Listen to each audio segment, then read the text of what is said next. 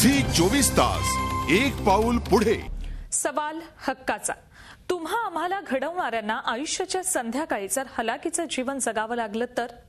हा विचार सहन करण्यापलीकडचा, पण प्रशासनाच्या हलगर्जी आणि निष्काळजीपणामुळे हे होतंय जळगाव जिल्ह्यात। अखेर त्यांनी झी हेल्पलाईनची मदत घेण्याचा निर्णय घेतला। त्यांनी समाज घडवला, त्यांनी उद्याचं भविष्य घडवलं, त्यांनी मुलामुलींवर संस्कार केले, पण अशा त्यांना आज फरफट सहन करावी लागतीये।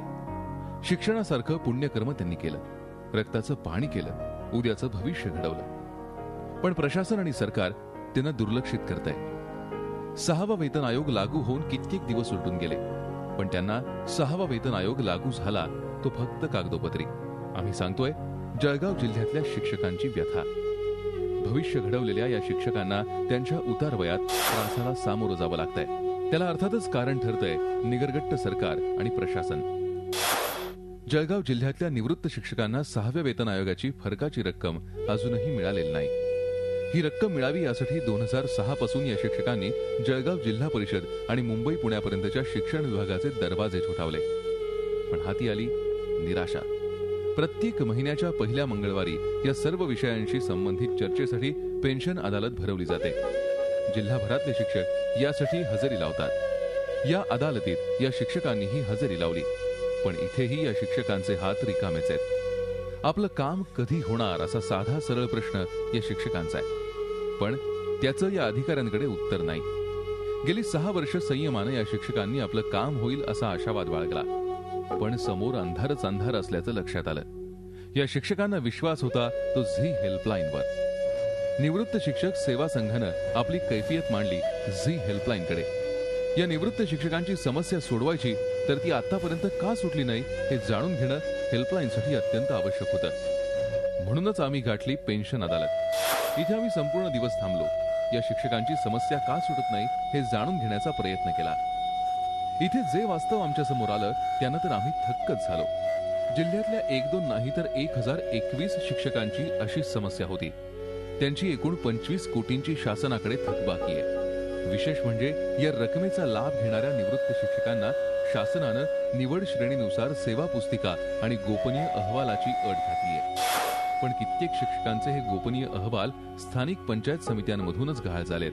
पेन्शन मध्ये जाऊन मला आता 12 वर्ष झाले आणि मला 24 वर्षापूर्वी निवड श्रेणी मिळायला पाहिजे होती, ती अजूनही मिळालेली नाही। स्थानिक पातळीवर गट शिक्षणाधिकाऱ्यांकडे सर्व शिक्षकांचे गोपनीय अहवाल जमा असतात, पण निवड श्रेणी लागू झाल्यापासून म्हणजेच 2004 सालापासूनचे गोपनीय अहवाल पंचायत समित्यांमधून गायब झालेत।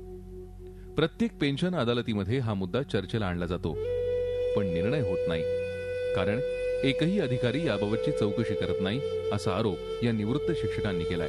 पंचायत समितीमध्ये जे आहे ना ते जास्त घाण आहे। कसं आहे की जो पैसे दिले तर पहिल्यानं काम होऊन जातं, याची अदालत असते ना।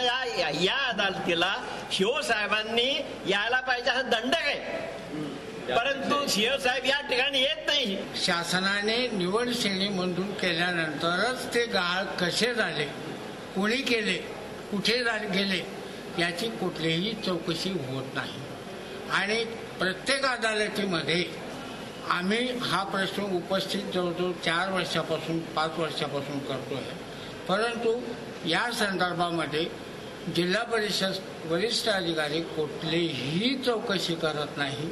ही समस्या का सुटत नाही, कुठे भिजत घोंगड आहे हे जाणून घेण्यासाठी हेल्पलाईनची टीम पोहोचली प्राथमिक शिक्षण विभाग अधिकाऱ्यांकडे।